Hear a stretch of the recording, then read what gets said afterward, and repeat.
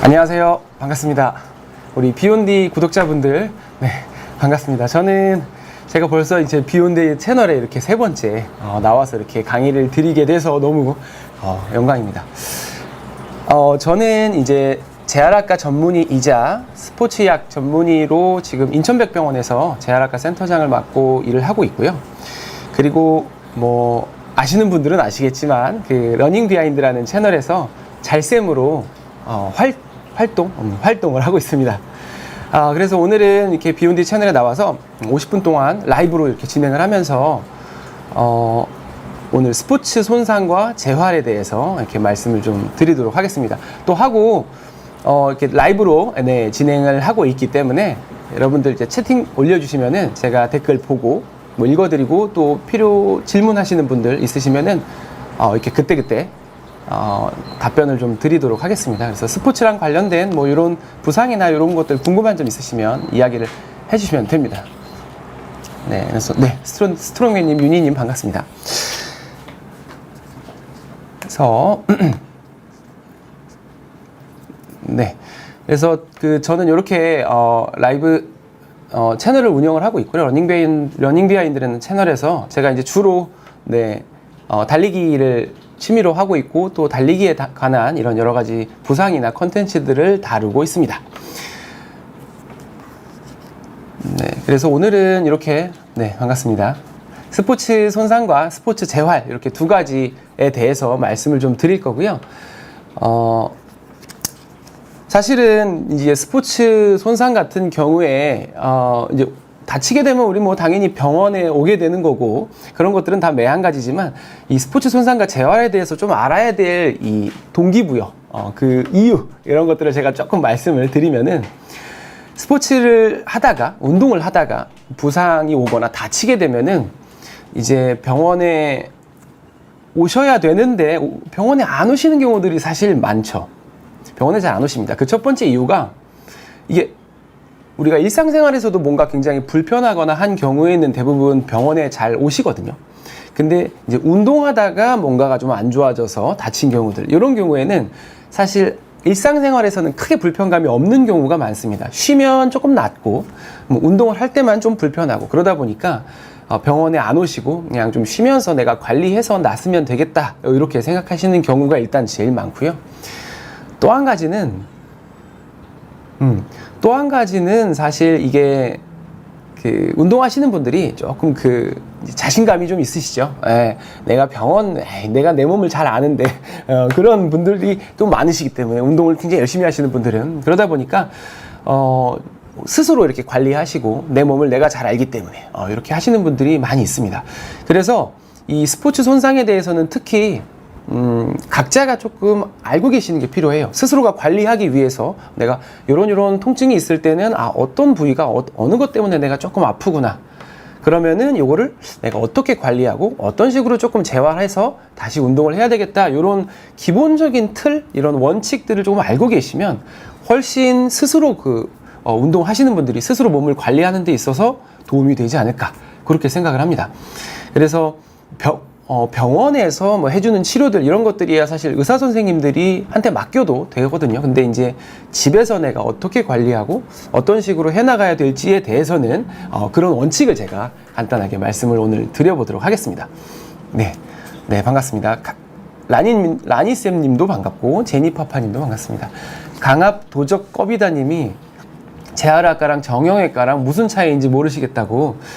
기본적으로 우리 개인 병원에 가서 이렇게 재활학과 병원 혹은 정형외과 병원 가서 이제 병원을 가게 되면 사실 차이가 크지 않습니다. 대부분 통증이나 이런 것들을 보게 되고 그런 거에 대한 물리치료나 뭐 도수치료 이런 것들을 사실 하게 될 거라서 개인 병원 수준에서는 큰 차이는 없고 보통 대학병원 정도 이제 갔을 때는 명확하게 구분이 되죠. 정형외과는 좀 더 수술적인 치료를 하게 되고 재활학과는 수술 이후에 이제 재활치료 혹은 뭐 다른 중추신경에 관련된 치료들 많이 하게 됩니다.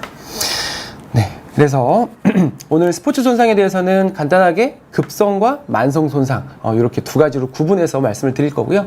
그리고 재활을 이제 스스로 관리해 나갈 때 어떤 원칙으로 어떤 과정으로 진행되기 때문에 내가 이렇게 하면 되겠다, 이런 것들을 스스로 좀 아실 수 있도록 준비를 좀 해봤습니다. 네.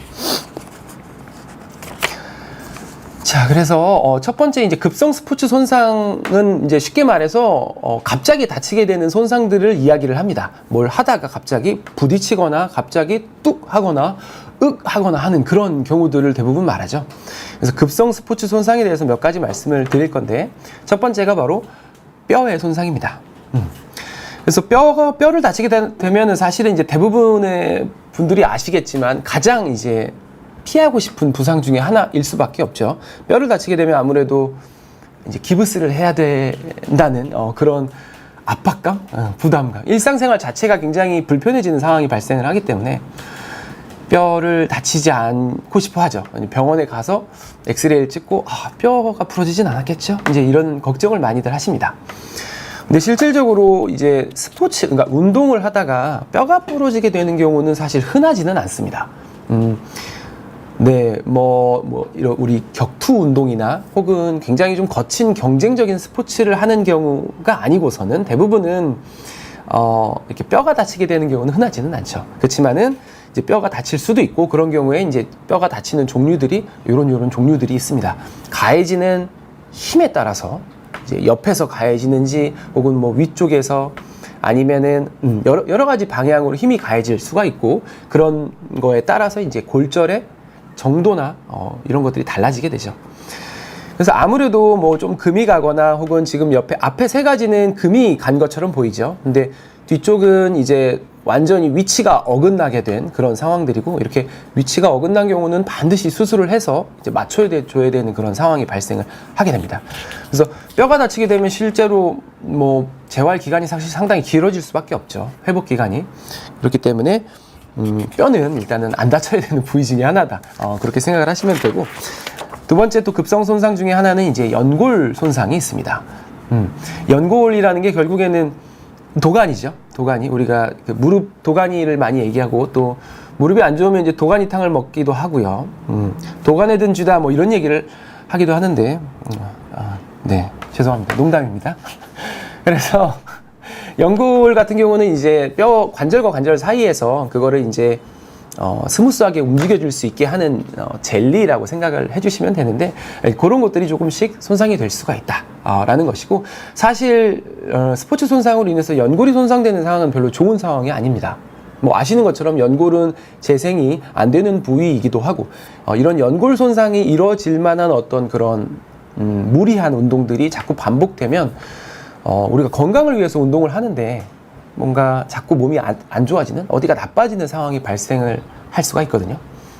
그래서 연골이 손상되는 상황은 사실 막아야 되고, 연골이 손상되는 경우는 연골만 손상되는 경우보다는 대부분 동반돼서 다치는 경우들이 많습니다. 뭐 인대가 끊어진달지 뼈가 부러진달지 이런 식으로 크게 충격이 오면서 연골이 같이 손상되는 그런 경우들이 많다, 이렇게 알고 계시면 되겠습니다. SH 신님께서 질문해 주신 게, 그 영법 중에 평형하면 어깨 앞쪽이 아픈데 회전근개 문제일까요? 라고 질문을 주셨는데, 수영이 사실 굉장히 좋은 운동 중에 하나기도 하고, 또 뭐 재활할 때 우리가 수영을 많이 권하기도 하고, 충격이 적기 때문에 수영이 굉장히 좋은 운동 중에 하나인데, 이제 무리해서 이제 쓰게 되면은 간혹 가다가 뭐 평형 같은 경우는 고관절, 무릎, 그리고 뭐 저병 같은 경우도 마찬가지 어깨 쪽으로 해서 통증을 유발하게 되는 경우가 상당히 있을 수 있습니다. 특히 스피드를 내는 경우에는 그런데요. 평형을 할 때 어깨 앞쪽이 아프다. 평형을 할 때 어깨 앞쪽이 아프다는 건 어쨌든 평형을 할 때 이제 팔 움직임을 할 때 이제 어깨가 아프다는 이야기일 텐데, 보통은 회전근개 문제일 가능성도 물론 있습니다. 회전근개나 이런 쪽에 무리가 가면서 약간의 염증, 꼭 반드시 이제 회전근개가 파열까지는 아니더라도 약간의 염증, 이런 것만으로도 충분히 통증이 있을 수 있거든요. 그리고 어깨 압축이라고 한다면은 이제 주로 많이 쓰이는 근육, 그리고 그런 것들에 연결된 힘줄들이 조금 과사용되면서 통증이 있을 가능성이 있습니다. 그래서 이런 경우에는 조금 아무튼 회복을 좀 할 수 있는 시간들을 좀 주시는 게 필요하죠. 휴식을 좀 해주시고, 어깨를 과도하게 돌리는 그런 수영 영법들은 조금 쉬어주면서 운동을 해주시면 좋겠습니다.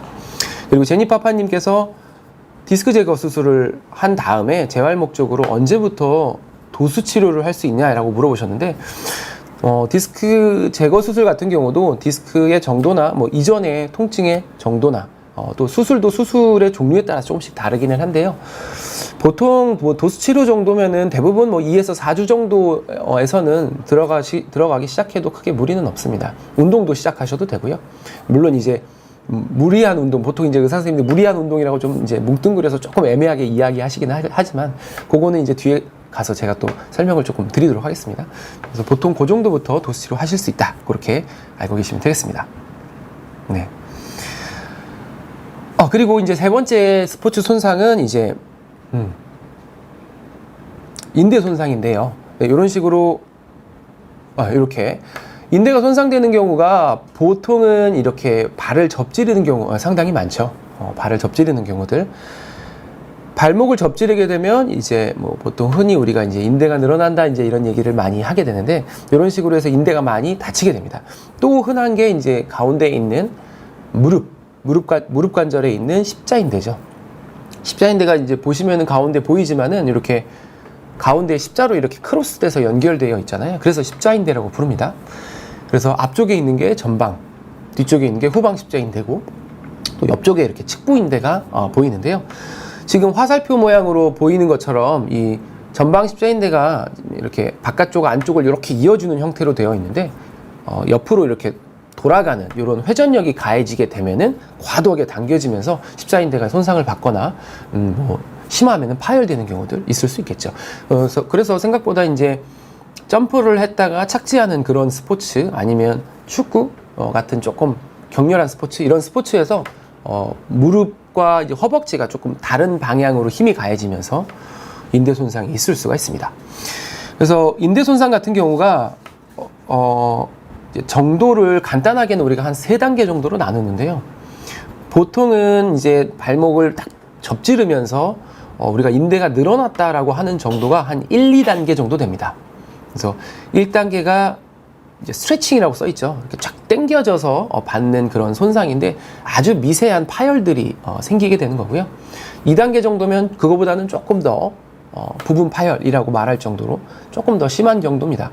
세 번째 정도 되면 이제 완전히 파열된 상태, 수술도 필요할 때는 해야 되는 상태일 정도로 심한 상태를 이야기합니다.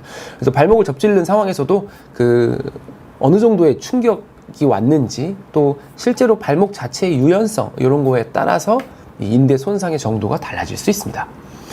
그래서 보통은 이제 인대 손상 같은 경우도 그냥 붓는 정도라고 한다면 우리가 크게 완전 파열까지 생각하지는 잘 않죠. 근데 부으면서 이제 멍이 뭐 시퍼렇게 든달지, 뭐 당연히 통증 때문에 이제 딛기가 어려워지고 이런 상황들이 많이 발생을 하게 됩니다. 그래서 이런 급성 스포츠 손상에서는 이런 인대 손상도 있을 수 있다. 이해를 해주시면 되고요. 마지막으로 설명드릴 게 이제 근육 손상입니다. 그래서 근육 손상이 가장, 여기 지금 MC라고 써놨는데 이제 most common이라고 해서 가장 흔하다는 얘기거든요. 가장 급성 스포츠 손상 중에서는 가장 흔하고, 특히 이제 근육 손상 같은 경우는 이제 힘줄의 손상을 동반하고 있습니다. 힘줄이 이제 다른 말로 하면 건이죠. 텐던이라고 부르는데, 아킬레스 건, 요런 건이 이제 근육에서 이어져 온 이제 힘줄입니다. 그래서 함께 이제 근육 손상으로 이제 지금 여기다가 넣어놨는데요. 가장 흔하게 스포츠에서 다치게 되는 근육 손상은 이렇게 3가지입니다. 앞쪽 허벅지, 대퇴사두근이라고 부르죠. 그리고 뒤쪽에 있는 햄스트링, 그리고 이제 아래쪽 종아리에 있는 비복근, 요 3가지가 이제 가장 흔한 급성 스포츠 손상, 근육 손상으로 되어 있습니다. 뭐 이제 아마 운동해 보신 분들은 대부분 아실 거고, 특히 저처럼 이제 러닝, 달리기 하시는 분들도, 혹은 달리기를 기반으로 한 스포츠, 뭐 테니스든 뭐 축구든 뭐든 하시는 분들은 아마 아시겠지만, 순간적으로 힘을 확 주게 되는 상황에서 이런 허벅지 쪽이나 이런 쪽에 힘이 많이 가게 됩니다. 그러면서 손상이 발생을 할 수가 있게 되고요. 근육 손상 같은 경우도 그 정도에 따라서 아까 인대 손상처럼 정도에 따라서 이렇게 나뉘게 되고, 또 위치에 따라서도 상당히 다르게 됩니다. 지금 오른쪽에 있는 그림처럼 이렇게 근위부에 있는 힘줄이 저렇게 다치게 되는 1번 같은 경우도 있고요. 같은 지금 햄스트링 손상인데 위치에 따라서 2번 같은 경우는 이제 근육의 한 중심부가 근육이 조금 약간 부분적으로 파열된 상태. 그래서 지금 살짝 빨갛게 이런 부분 출혈 같은 것도 좀 보이는 그림이고요. 3번 같은 그림은 이제 원위부 쪽에 아래쪽으로 내려가서 그쪽에 있는 힘줄이 이제 손상이 된 그런 모습을 보이고 있습니다. 그래서 근육 손상도 같은 근육 손상, 우리가 햄스트링 부상이라고 부르기는 하지만 위치에 따라서 그리고 또 정도에 따라서 치료 방법이나 또 회복 기간이 굉장히 차이가 많이 납니다. 그래서 실제로 아까 말씀드린 인대 손상이나 이런 근육 손상이나 이런 손상이 의심될 때 이제 병원에 오신단 말이죠. 환자분들이 오시면은 대부분 이제 엑스레이를 일단 먼저 찍습니다. 뼈에 이상이 없는지 일단 확인을 하는 게 가장 이제 중요하기 때문에, 그래서 엑스레이를 찍으면 의사 선생님이 보고 엑스레이는 괜찮습니다 이렇게 얘기를 하죠. 그러면 이제 뼈는 안 부러졌으니까 이제 기부스는 안 해도 되겠다, 다행이다 라고 생각을 하는데, 근데 대부분의 환자분들이 조금 이제 오해하고 계신 부분 중에 하나가 뼈는 안 다쳤으니까 금방 낫겠지라고 생각하시는 경우들이 사실 좀 있습니다. 뭐 인대 손상도 그렇고 근육이 다친 경우는 사실 엑스레이에서는 정상으로 보이는 경우가 많거든요. 근데 뼈가 안 다쳤다고 했으니까, 엑스레이 정상이라고 했으니까 그러면 뭐 금방 며칠이면 낫지 않을까 이렇게 생각하시는 경우들이 있지만, 인대 손상이나 특히 힘줄 손상 이런 것들은 회복 기간이 상당히 길어지는 경우가 많습니다. 뭐 짧게는 2주에서 4주, 6주, 3개월에서 6개월까지 회복 기간이 가는 경우들이 있거든요. 그래서 다친 분들 입장에서는 이게 왜 이렇게 안 나서요? 이렇게 물어보시게 되는 경우들이 굉장히 많습니다. 그렇지만 뼈가 부러진 것이 아니더라도 굉장히 회복 기간이 길어질 수 있다. 그거를 꼭 아셨으면 좋겠고요. 그게 이제 엑스레이가 정상이다라고 하는 거의 의미는 이제 뼈가 괜찮다라는 뜻입니다. 그렇게 이해해 주시면 되고요. 네, 대글대글님이 스쿼트 할 때 장경이 좀 아픈데 1년간 휴식 후 다시 시작해도 통증이 생기는데 내원을 한다면 어떤 치료법이 있나요? 라고 여쭤보셨는데요. 장경이 아프다는 게 이제 장경 인대를 말씀하시는 걸까요? 아니면 이제 골반 쪽이 아픈 걸 말씀하시는 건지는 정확하게 모르겠는데, 이게 이제 통증이 한번 시작돼서 부상이 한번 왔고 그거를 이제 회복하고 나서 다시 운동을 시작하는데 또 통증이 온다고 한다면 크게는 두 가지를 좀 생각을 해야 됩니다. 첫 번째는 뭔가 자세가 잘못됐을 가능성을 하나 생각해야 되고요. 두 번째는 그쪽 부위가 뭐 장경인대면 장경인대 혹은 골반이면 골반, 그쪽 부위가 맨몸 스쿼트를 하기에도 너무 약해져 있는 상태일 수 있습니다. 지금 장경인대 쪽이라고 말씀해 주셨는데 장경인대 쪽이 그러면 너무 타이트해져 있을 가능성이 있습니다. 그래서 스쿼트를 인해서 좀 뭔가 힘을 주게 되는 상황만 돼도 이렇게 통증이 발생하는. 그래서 첫 번째는 자세를 좀 교정해서 장경인대에 너무 부하가 많이 가지 않도록 하는 그런 스쿼트를 조금 해주시면 좋을 것 같고요. 맨몸 같은 경우는 뭐 이 다리를 벌리는 정도에 따라서 차이가 나니까요. 다리를 조금 좁게 해서 무게를 많이 치지 않는다면 그렇게 자세를 취해 보시는 것도 좋고요. 아니면은 치료법이 있다고 한다면 이제 장경인대를 이제 스트레칭을 좀 많이 해주시면 좋습니다. 제가 자주 추천드리는 것 중에 하나가 폼롤러거든요. 그래서 폼롤러로 이렇게 장경인대 쪽을 많이 문질러 주시는 그런 스트레칭을 해주시면은 도움이 좀 되실 것 같습니다. 뭐 병원에 가시면 당연히 도수 치료도 그런 쪽으로 장경인대 스트레칭하는 쪽으로 많이 받게 되실 겁니다. 아프긴 아플 건데. 네. 그리고 박흥국님이 러닝 인터벌 훈련하면 허벅지가 무거워지면서 경직되는 현상이 있는데 이것도 근육 손상과 연관이 있나요? 그러니까 이런 것들이 만약에 굉장히 자주 반복되거나 하면 근육 손상으로 연결될 가능성도 있을 수 있습니다. 근데 인터벌 훈련이 워낙에 강도가 높은 훈련이다 보니까 이제 근육이 이렇게 미세하게 경련이 일어날 수도 있고, 우리가 이제 심하면은 우리가 쥐난다고 표현을 하지만 아주 미세한 경련들로 인해서 본인의 의지하에 내 컨트롤로 수축과 이완이 원활하지 못하면 허벅지가 무거운 느낌이 들 수밖에 없거든요. 경직되는 느낌도 들고. 그래서 그거는 이제 쉽게 얘기해서 그 강도 높은 훈련에 적응해가는 과정 중에 어쩌면 하나일 수도 있고요. 그게 이제 너무 무리가 되면 이제 근육 손상이 좀 올 수도 있다. 그래서 강도를 잘 조절해 가시면서 해주시면 좋겠습니다. 그리고 제니파파님께서 오른쪽 엉치 통증이 있는데 둔부 쪽에 따가운 느낌이 나는데 손으로 누르면 통증이 느껴진다. 근육통인가? 요게 이제 그 우리 예전에 그 피리포미스 신드롬이라 그래서 그 엉덩이 안쪽에 있는 깊은 근육이 하나 있거든요. 그 근육으로 인해서 다리로 내려가는 신경이 좀 눌리는 경우들이 있다고 이야기를 해요. 이상근 증후군.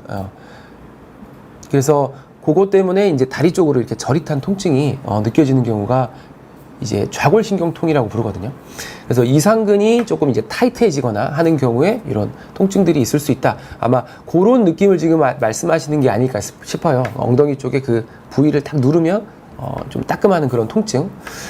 그래서 그런 경우도 근육통이라고 하기는 좀 그렇지만은 근육의 이런 수축이나 혹은 타이트함 이런 것 때문에 발생을 하는 경우도 있을 수 있습니다. 그래서 그 둔부 쪽을 스트레칭을 이제 너무 통증이 심하지 않다면 통증이 심하지 않는 범위 내에서 스트레칭을 조금 꾸준히 해주시면은 좋아질 수 있고요. 또 더불어서 이제 통증이 좋아짐에 따라서 둔근 쪽에 이 강화 운동 이런 것들도 같이 해주시면은 도움이 되실 것 같습니다. 네, 그리고 셀레나 러브님께서 레그 프레스 할 때 무릎 쪽에 통증은 없는데 뜨거워진다라고 말씀을 해주셨는데, 네, 괜찮습니다. 운동을 하게 되면은 자연스럽게 이제 근육이랑 관절들이 쓰이게 되는데, 그럴 때 좀 뜨거워지죠. 우리 달리기 하게 되면은 러너스 니 때문에 이렇게 뜨거워지는 거랑 약간 비슷한 원리로 뜨거워질 수 있습니다. 근데 통증이 있는 것이 아니라면은 그것도 이제 쉽게 얘기하면 강해져 하는 방법 중에 하나죠. 그렇게 알고 계시면 될 것 같고요. 네, 그렇게 열심히 운동해 주시면 됩니다. 그래서 이제 만성 스포츠 손상에 있어서 우리가 아까 급성 스포츠 손상에 대해서 말씀드렸고, 만성 스포츠 손상을 좀 말씀을 드리면, 보통은 스포츠 손상은 급성보다는 만성이 훨씬 더 많습니다. 왜냐면은 이제 운동을 하다가 조금씩 계속 하다 보니까 어딘가가 조금씩 불편해지는 그런 경우들이 생기게 되거든요. 그래서 아마 저같이 이제 달리기를 많이 하시는 분들도 그렇고, 테니스, 배드민턴, 골프도 그렇고요. 여러 가지 이제 운동 좋아하시는 분들이 운동을 하게 되면은 아무래도 이제 운동이 재밌다 보니까 이제 꾸준히 하게 되죠. 이제 실력도 늘고 재밌기도 하고, 또 쉬면은 또 이렇게 실력이 또 다시 또 떨어질 것 같으니까 다시 또 열심히 해주고 하다 보면 이게 너무 많이 이제 써가지고 발생을 하는 부상들이 생기게 됩니다. 그런 것들이 이제 만성 스포츠 손상이라고 이야기를 하고요. 만성 스포츠 손상 같은 경우는 이제 가장 많이 얘기하는 게 우리가 이제 과사용입니다. overuse라고 하죠. 너무 많이 쓰여서. 예를 들면은 이제 테니스 같은 경우에는 이제 라켓을 잡게 되는데, 라켓을 꽉 쥐고 이제 휘두르는 동작들을 많이 하게 되면은 이 손아귀 힘을 많이 쓰게 되죠. 그러면서 과도하게 사용하게 되다 보니 손가락 쪽이나 이런 쪽이 아프기도 하고, 혹은 이제 테니스 엘보라고 하잖아요. 엘보 쪽으로 통증이 오게 되는 경우가 바로 과사용이 돼서 그렇습니다. 그런데 과사용이랑 더불어서 함께 이제 이야기 될 수밖에 없는 부분이 바로 회복의 부족이죠. 이제 언더 리커버리라고 얘기를 하는데요. 사실은 어떻게 보면 같은 말이기도 하고, 두 가지가 비슷한 말이면서도 느낌은 굉장히 다릅니다. 그냥 단순히 과사용을 했는가, 그리고 과사용만 한 게 아니라 이제 과사용과 더불어서 이게 뭔가 회복이 계속 부족한 상황이었나에 대한 그런 내용이죠. 결국에는 만성 스포츠 손상을 예방하기 위해서는 너무 많이 하는 것도 좀 줄여야 되면서도 그와 더불어서 회복을 좀 신경을 써줘야 된다. 충분한 휴식을 내가 신경을 써서 해주는 것들이 필요합니다. 저는 이제 달리기를 좋아하다 보니까 달리기 예를 들어서 설명을 해드리면, 달리기를 하다 보면 상당히 이제 재미를 느끼고 하다 보면 이제 매일 달리기 같은 것들을 좀 도전처럼 이렇게 하게 되거든요. 그래서 오늘도 달리고 내일도 달려야지 이렇게 해서 꾸준히 이렇게 달리다 보면 어느 순간 조금씩 불편한 데들이 찾아오게 돼요. 그런 경우가 바로 이제 과사용, 그리고 회복이 부족하면서 생기는 그런 부상의 경우들이죠. 그래서 그래프로 이런 것들을 한번 보시면은, 지금 이 그래프가 맨 밑에 있는 점선이 그 점선 아래로 내려가면 부상이 발생하는 선입니다. 그래서 그 위에 있는 내 몸 상태고요. 내 몸 상태가 이렇게 일자로 가다가 운동을 좀 탁 하게 되면은 이렇게 아래로 몸의 상태가 내려갑니다. 특히 많이 쓰인 관절이나 많이 쓰인 근육 조직들이 이렇게 좀 약해지겠죠. 약해졌다가 회복을 통해서 다시 강해지고, 그리고 나서 다시 이제 일자가 되면서 원래의 내 몸보다 조금 더 강한 몸 상태가 될 수 있다. 그런 의미를 가지고 있는 그래프입니다. 그래서 이런 식으로 운동을 반복해서 할 때 운동을 하고 또 회복이 됐다가 또 하고, 혹은 회복이 조금 되기 전이더라도 또 운동을 했을 때 이렇게 조금 몸이 낮아졌다가, 상태가 낮아졌다가 다시 이렇게 또 올라갔다가, 그러면 결국에는 운동을 반복해 줌으로써, 그리고 적절한 휴식을 해 줌으로써 내 몸이 조금씩 강해질 수 있는 그런 상태를 이야기를 하는 건데요. 부상이 나타나는 경우는 이제 이런 경우이겠죠. 회복을 충분히 함으로써 이제 다시 몸이 올라와야 되는데 회복이 부족한 거죠. 리커버리가 부족하다 보니까 운동을 해서 사용하고 회복이 되기 전에 또 사용하고 또 사용하고 하다 보니까 점점 이제 아래로 내려가게 됩니다. 내려가면서 몸이 강해져 갈 시간이 좀 없겠죠, 이렇게 되면. 그래서 부상 그 점선 레벨까지 이렇게 아래로 내려가게 되면 부상이 발생을 하게 되는 것이고, 부상도 이제 뭐 약간의 통증 요런 정도면은 에피소드처럼 그냥 며칠 쉬고 좋아지는 경우들도 있습니다. 근데 실제로 우리가 조금 일주일 이상 이렇게 훈련을 하지 못하고 쉬어야 될 정도의 이런 부상이 발생을 하게 되면 실질적으로는 상당히 운동을 쉬어야 되는 경우들이 많죠. 그래서 이렇게 되는 경우를 우리는 만성 스포츠 손상이라고 부르고, 이렇게 되는 걸 좀 막아야 된다. 그래서 과사용하는 것들, 그리고 회복이 부족하지 않게 충분한 회복들을 중간중간 취해주는 것들, 이런 것들이 중요하다고 알고 계시면 되겠습니다. 뭐 아무래도 운동하시는 분들이 이제 대부분 이제 뭐 저도 그렇지만은 열혈 운동러들이잖아요. 네. 운동 안 하면 찌뿌둥하고, 운동에 이제 워낙에 이제 그 어떤 애정과 사랑을 가지고 있기 때문에, 또 운동도 한번 하면 또 너무 살살하면 또 운동 안 한 것 같고, 그러다 보니까 할 때 또 열심히 하고, 또 시간 나면 또 가서 또 하고, 뭐 이런 과정들을 자꾸 반복하다 보니 이런 부상이 발생을 할 수가 있고, 부상을 또 몇 번 겪다 보면 이제 자기 몸에 대해서 더 잘 알게 되죠. 그래서 요런 느낌이면 좀 쉬어줘야 돼. 내가 좀 관리해야 되겠다. 이렇게 생각하면서 이렇게 점점 더 어떤 고수의 운동 하시는 분들로 이렇게 거듭나게 되는 것 같습니다. 그렇지만 이제 가능하면 부상을 최대한 적게 얻으면서 그렇게 하시면 더 좋겠죠. 그래서 만성 스포츠 손상 같은 경우는 원인을 이제 제가 이렇게 이제 텍스트에 나와 있는, 이제 교과서에 나와 있는 걸 좀 정리를 해드려 봤는데요. 이제 외인적인 요인과 내재적인 요인이 있습니다. 내재적인 요인은 뭐 보시는 것처럼 평발이나 요족, 이런 발의 모양, 그 다음에 관절 정렬 같은 경우는 고관절부터 무릎, 발목까지 이루어지는 하체 자체의 어떤 정렬, 그리고 뭐 어깨 관절의 이제 정렬이나 이런 것들이 이제 있을 수 있고, 또 다리 길이가 조금씩 차이 나는 분들도 있죠. 그리고 뭐 근력이나 유연성이 개인 차에 따라서 조금씩 달라질 수 있는 부분들. 그래서 내재적인 요인들은 근력이나 유연성을 제외하고서는 좀 이미 어느 정도 결정되어서 어떻게 하기 어려운 부분들이 많습니다. 그래서 만성 스포츠 손상 예방을 위해서는 우리가 외인적인 요인들에 조금 집중을 해야 돼요. 그런 원인들을 좀 피하기 위한. 그래서 이제 대부분 훈련에 의한 요인이 많습니다. 운동을 내가 과도하게 하는. 그래서 훈련량 자체가 너무 많거나 좀 강도가 지금 내 수준에 비해서 좀 높은 경우에는 당연히 부상이 올 수가 있고요. 또 한 가지는 훈련량의 증가가 좀 빠른 경우들.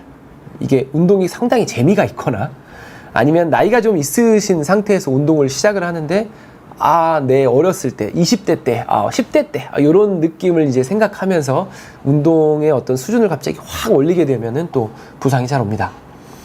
그리고 조금 내가 피곤한데, 피곤해도 오늘 가서 운동을 해야지 라고 생각을 하고 하시는 거는 굉장히 좋지만, 이 피곤한 상태에서는 운동의 강도를 확실히 줄여줘야 되는데, 또 간 김에 열심히 하다 보니까 피곤한 상태에서 운동은 또 똑같이 이렇게 하게 되면은 또 부상이 올 가능성이 높겠죠.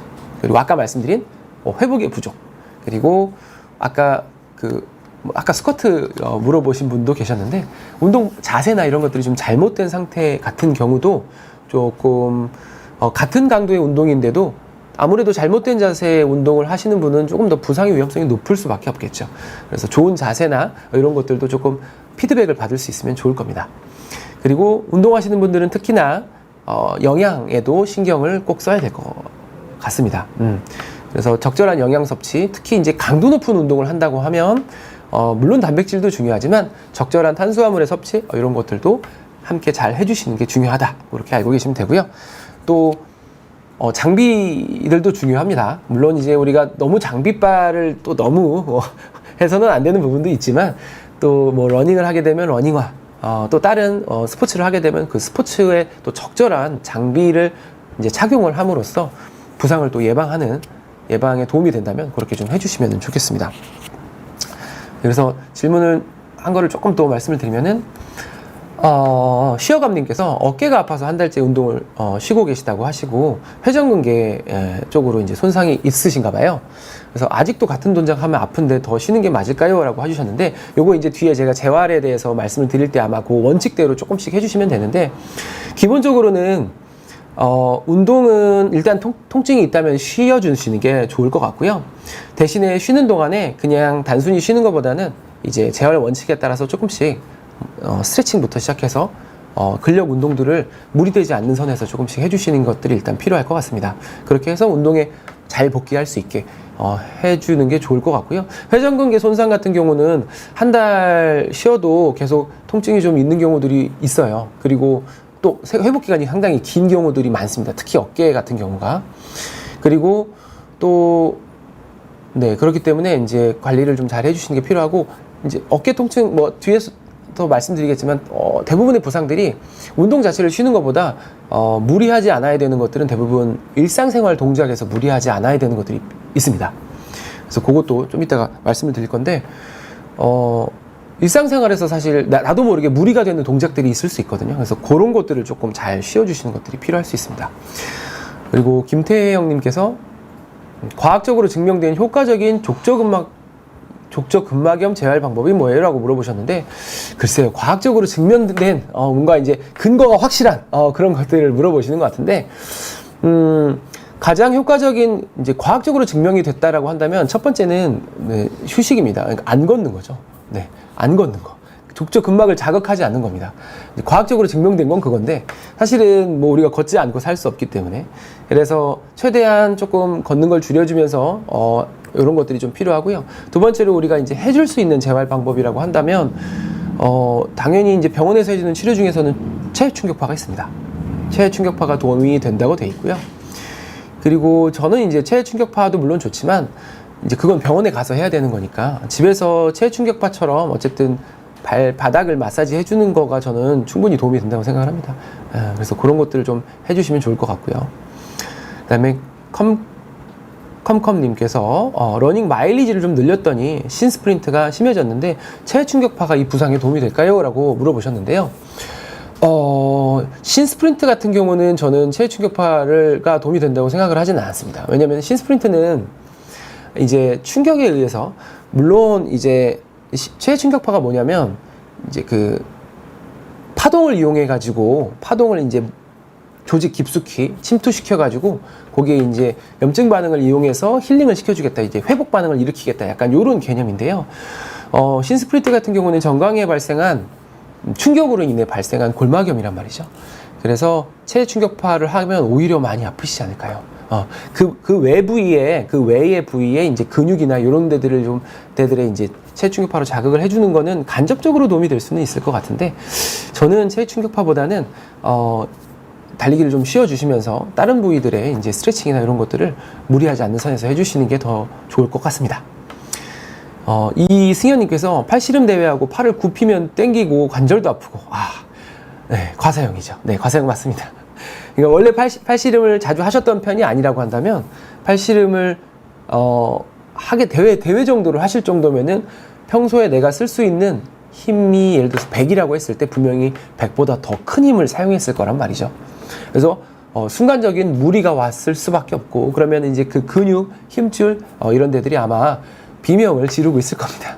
그러다 보니까 이제 아플 거고, 그래서 잘 쉬어주시고요. 너무 통증이 심하거나 하면은 물론 병원에 가서 약을 먹거나 해야 될 수도 있지만 그 정도로 심하지 않다면 보통은 잘 쉬어주시면 아마 좋아지실 겁니다. 이승현님께서 또 매일 만보 걷기는 정도는 괜찮은가요? 라고 물어보셨는데, 글쎄 어떤 거에 괜찮을까요? 인지에 따라서 좀 다를 것 같습니다. 근데 이제 보통 사람에서 매일 만보 걷기는 사실은 뭐 전혀 힘든 정도는 아니죠. 그냥 일상을 하다 보면 사실 만보는 걷게 되기도 하고, 일부러 운동을 해서 만보를 걷는 것도 뭐 특별히 어떤 기저질환이나 아니면 나이가 많으신 분들 를 제외하고서는 그렇게 많은 양은 아니라고 생각이 되고요. 저는 건강한 정상 성인에서는 만보 걷기보다는 약간씩 그 조깅, 뭐 더 정확하게는 샤킹이라고 하죠. 살짝씩 뜀을 이제 뜀걸음을 조금씩 해주시는 것을 더 추천을 합니다. 김종현님께서 하체 운동을 하는데도 러닝만 하면 장경인대가 올라오네요. 장경인대는 주사 치료를 받아야 하나요? 라고 물어보셨는데, 장경인대는 주사 치료보다는 이게 폼롤러를 풀어주시는 게 도움이 저는 많이 된다고 생각을 합니다. 그래서 많이 풀어주시고, 심하면은 도수 치료 받는 것도 도움이 되고요. 이게 장경인대 같은 경우가 스트레칭을 한다고 사실 잘 풀어지고 하지가 않다 보니까, 그래서 폼롤러로 이 장경인대보다 위쪽에 있는 근육, 대퇴근막 장근이라는 근육을 좀 자주 풀어주시고, 위쪽 둔근이나 이런 쪽에 스트레칭이나 이런 것들을 좀 신경 써서, 골반 쪽 스트레칭을 신경 써서 조금 해주시면 도움이 되시지 않을까 생각이 하고, 러닝만 하면 장경인대가 올라온다고 하면 이 러닝하는 자세에 대해서도 신경을 쓰실 필요가 좀 있을 수 있습니다. 그래서 그것도 혹시 이제 가능하다면 좀 피드백을 받을 수 있다면 뭐 영상을 찍어본달지 해서 확인을 해보시는 것도 좋을 것 같습니다. 민트님께서 햄스트링 힘줄염이 3주 됐고 멍은 안 들었는데 뛸 때 이제 땡기고 찌릿하다고 하셨고, 체해 충격파도 3회 받으셨고, 누워서 무릎을 구부렸다 폈다 하는 햄스트링 늘리는 운동을 수시로 해줘도 도움이 됩니다. 네, 도움이 됩니다. 힘줄염이 3주 정도 통증이 없는 범위 내에서라면, 특히 힘줄염 같은 경우는요, 뒤에서도 나오겠지만 이센트릭 컨트랙션이라고 하죠. 신장성 수축 운동, 이런 것들이 굉장히 도움이 된다고 알려져 있습니다. 그래서 그런 운동들 해주시면 좋습니다. 자, 그래서 스포츠 재활의 원칙에 대해서 몇 가지 말씀을 드릴 겁니다. 이제 우리가 이제 부상이 오고 나서 이제 집에서 쉬게 되잖아요. 운동을 쉬면서 이제 재활을 해야 되겠다라고 생각을 하게 되는데, 그때 그 재활하는 원칙을 몇 가지 말씀을 드리겠습니다. 집에서도 본인이 관리를 하실 때 도움이 되실 수 있는 부분이라고 생각이 되거든요. 첫 번째는 과부하의 원리입니다. 과부하라는 게 이제 조금씩 그 강도를 올려가야 된다는 얘기죠. 강도를 조금씩 올려간다는 게 아니라 이제 어느 정도 이상의 강도를 해줘야 된다는 뜻입니다. 그러니까 우리가 덧셈을 뭐 5 더하기 3 이런 것들을 처음에 이제 한다고 했을 때 계속 그 정도 수준의 덧셈만 하다 보면 사실 덧셈이 늘지는 않겠죠. 근데 조금 어렵게, 머리가 좀 아플 수 있지만 15 더하기 25를 해야 그 다음 10자릿수 덧셈도 할 수 있고 하게 될 거기 때문에, 그런 식으로 조금씩 과부하를 주어야 이게 늘어갈 수 있다라는 것이고, 그래서 조금 어렵더라도 그 정도 이렇게 과부하를 주면서 재활을 해줘야 된다라는 원리입니다. 근데 이게 일반인 분들은 특히 부상이 왔을 때는 이 정도를 선택하기가 어렵습니다. 너무 과하면 이게 부상이 더 나빠질 수가 있고, 또 그렇다고 또 너무 약하게 하면 이게 도움이 안 될 수도 있기 때문에, 그래서 이 재활 운동을 하는 데 있어서는 이제 재활학과 의사의 처방이나 혹은 이제 치료사 선생님들이 옆에서 그렇게 관리를 해주시는 게 도움이 되는 이유가 이런 강도의 딱 정도를 잡아주기가 좀 어려운 부분이 있을 수 있기 때문에, 그래서 병원을 가서 이런 것들은 무리하지 마시고 요 정도 운동은 해주세요, 꾸준히 해주세요 라고 말한다면 그런 것들을 해주시는 게 지금 상태에서의 적절한 과부하가 될 수 있겠습니다. 두 번째는 점진성, 아까 말씀드린 점점 강도를 올려나가면 점점 강해진다는 뜻이죠. 그래서 아까 말씀드린 덧셈의 예처럼 10자릿수를 더하고 이제 그런 것들이 조금 익숙해지면 이제 그 다음에는 이제 3자릿수 덧셈도 해야 될 거고요. 그것도 조금 잘해지면 이제 곱셈을 들어가게 되고, 그런 식으로 조금씩 과부하를 주면서 점진적으로 올려갔을 때 이제 몸이 원래 상태까지 이렇게 회복될 수 있고, 또 원래 상태의 몸의 경우도 이런 과부하와 점진성의 원리를 통해서 점점 강해질 수 있다. 그렇게 이해를 하시면 되겠습니다. 세 번째는 특이성의 원리인데요. 특이성의 원리 같은 경우는 이제 같은 훈련을 하더라도 사람마다 이제 차이가 있을 수 있다. 뭐 그런 훈련의 그 효과에 차이가 있을 수 있다. 뭐 이런 뜻이라고 생각을 하시면 됩니다. 그리고 이제 네 번째는 가역성의 원리인데요. 요거는 이제 우리가 그 유튜브에서도 많이 얘기하는 근손실, 그거랑 비슷합니다. 이제 러너들은 이제 유산소 손실, 뭐 이런 거 얘기하는데, 이제 너무 많이 쉬게 되면은 이제 근육이 빠지죠. 그리고 달리기 같은 경우도 너무 많이 쉬면 이제 다시 달리려고 하면 이제 숨이 많이 찹니다. 그 전에 했었던 것보다. 그래서 이 가역성이라는 건 몸은 이제 원래의 상태로 다시 돌아가려고 하는, 살을 뺐다가 다시 찐 상태로 자꾸 돌아가려고 하는 그런 것들이라고 생각을 하시면 좀 이해하기가 쉬우실 겁니다. 그래서 이런 가역성의 원리가 있기 때문에 우리가 운동을 하고 몸이 강해졌다고 하면 그 운동들을 어느 정도 조금씩 유지를 해주는 것들이 필요하다, 이렇게 이해를 하시면 되고요. 다섯 번째는 이제 개별성의 원리입니다. 이거 뭐 제가 그냥 눈길을 끌기 위해서 이렇게 아마 아이브 맞죠? 틀리면 큰일 나는데.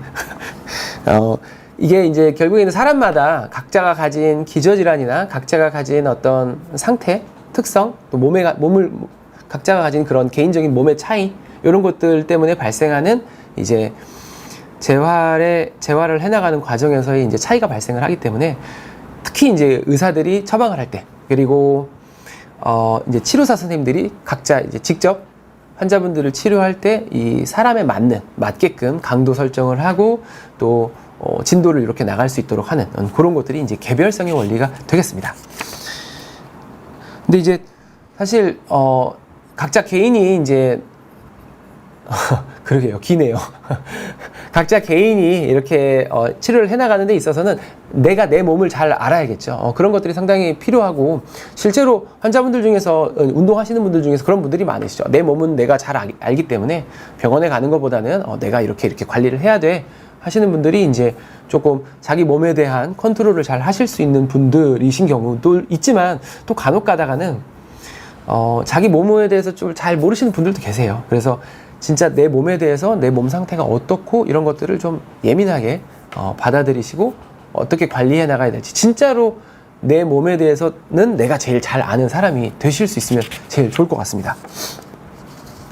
마지막 원칙은 이제 주기화인데요. 요거는 사실은 뭐 개념 자체는 이제 재활 운동을 하는 그런 기간을 말하는 건데요. 이제 단기의 어떤 재활 기간 혹은 중기, 장기적인 재활 기간, 이런 기간을 잡게 되는데, 우리 이제 운동하시는 분들, 스포츠를 즐겨 하시는 분들의 같은 경우는 이제 내가 이제 부상을 당했을 때 이제 이 부상으로 인해서 내가 어느 정도를 쉬면서 어느 정도 내가 관리해서 어느 정도 이후에 좀 복귀를 해야 되겠다라는 그런 대략의 계획을 잡는 것들을 생각하시면 됩니다. 근데 결국에 문제가 이 재활 기간을 잘못 설정하시는 경우들이 되게 많죠. 특히 이제 운동을 좋아하시는 분들, 열혈 운동러들, 이런 분들이 이제 특히 굉장히 짧게 잡으십니다. 그래서 힘줄 손상이 있거나 뭐 인대 손상이 있거나 이렇게 막 부어서 오거나, 이거는 운동을 쉬셔야 됩니다. 일단 2주 쉬시고 그 다음에 다시 한번 방문해 주세요 라고 이렇게 얘기를 하게 되지만, 대부분 이 정도는 하루 이틀 쉬면 괜찮아요 하면서 또 이렇게 운동을 하시는 경우들이 사실 많죠.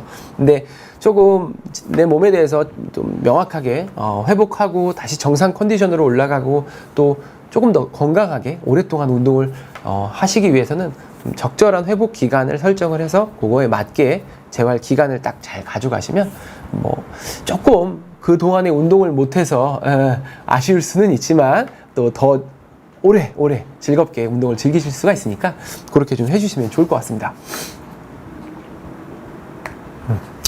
그래서 이제 실제로 재활 치료를 하게 되는 부분에 대해서 말씀을 드릴 건데요. 이제 우리가 부상이 왔다.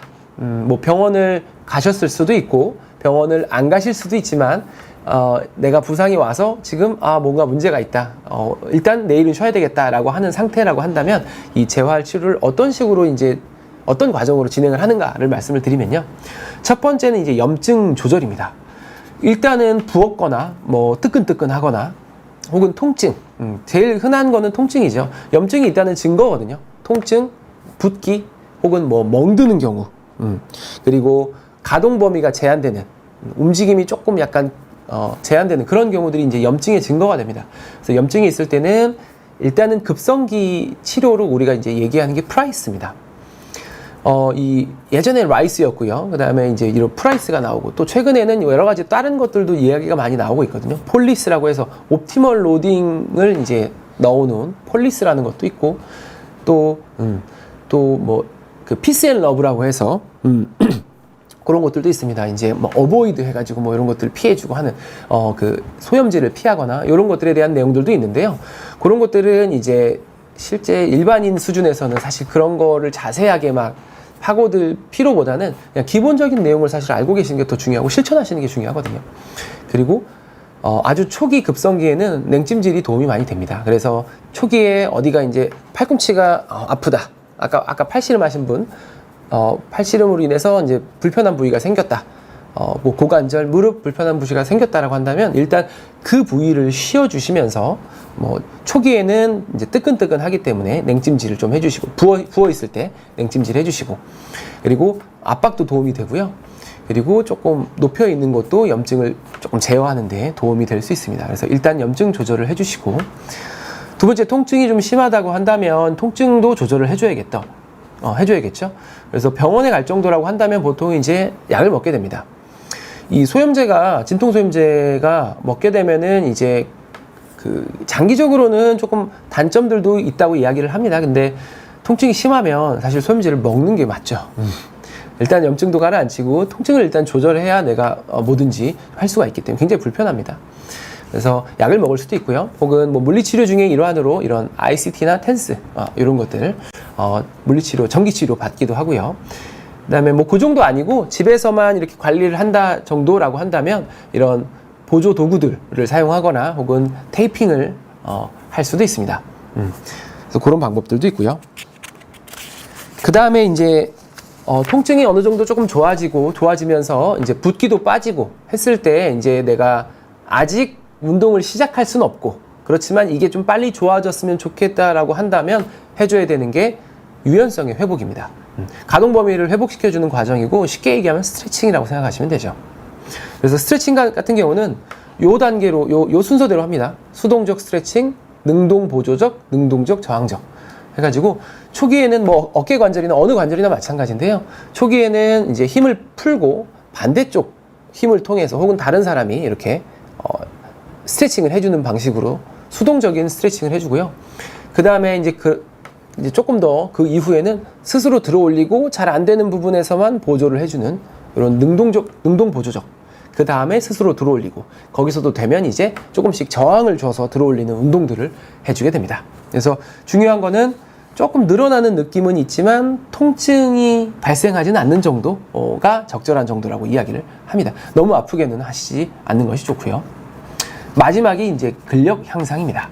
그래서 이런 초기에는 등적성 운동을 많이 합니다. 그래서 지금 보시는 것처럼 수건을 대고 이렇게 밑으로 꽉 누르면 이 허벅지에 힘이 많이 들어가거든요. 그래서 허벅지 근력 운동을 해줄 수 있는 방법이지만 이게 고관절이나 무릎 관절에는 어떤 손상이나 혹은 그 과도한 힘이 들어가지 않죠. 그래서 요런 식으로 근력 운동들을 해주게 되고요. 그 다음에 하는 게 이제 우리가 흔히 하는 이제 그 근력 운동이죠. 근력 운동을 하게 되는데요. 그 구심성 컨센트릭과 편심성 이센트릭 운동이 있습니다. 그래서 이렇게 당겨오는, 아령을 당겨오는 자세가 이제 구심성 운동이 되고요. 이걸 피면서 버티는 운동이 이제 편심성 운동이 됩니다. 그래서 이런 펴면서 이제 버티는 운동, 요 편심성 운동이 특히 힘줄 손상 같은 것들에 굉장히 도움이 많이 된다고 알려져 있어요. 그래서 편심성 운동이 도움이 된다.